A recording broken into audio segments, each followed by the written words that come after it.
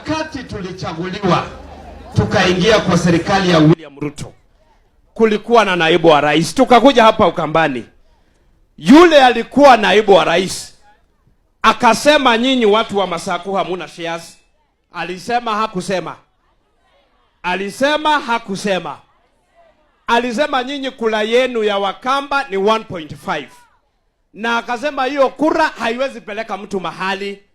Sasa swali yangu, kwa nini anashinda hapa Ukambani akitafuta hiyo kura 1.5, na alisema hiyo kura haiwezi peleka mtu mahali? Si hiyo anawabeba ujinga?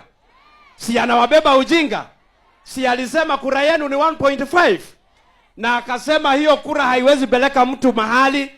Sasa kwa nini saa hii anakuja kudanganya mtoto wenu Kalonzo Musyoka? Na mimi niwaambie ukweli, si mmesikia mimi ni mbunge wa Mathira? Ile barabara yake pale Mathira pale wa Munyoro imetengenezwa na William Samoei Ruto wakati William amechaguliwa kuwa rais. Barabara ya Kalonzo nimeona imejaa vumbi. Yeye Kalonzo anatembelea kwa vumbi.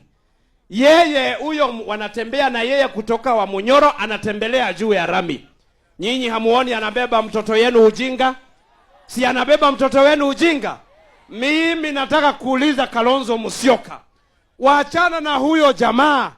Kwao kuko na barabara, kwao kuko na maji, kwao kuna stima. Wewe hapa Ukambani hakuna barabara, hapa Ukambani hakuna stima, hapa Ukambani hakuna maji. Unataka kudanganywa tena usindikishe mwanaume. Kalonzo Musyoka, fuata watu yako, ukuje kwa serikali, sababu watu wako wanataka maji, wanataka stima, wanataka maendeleo.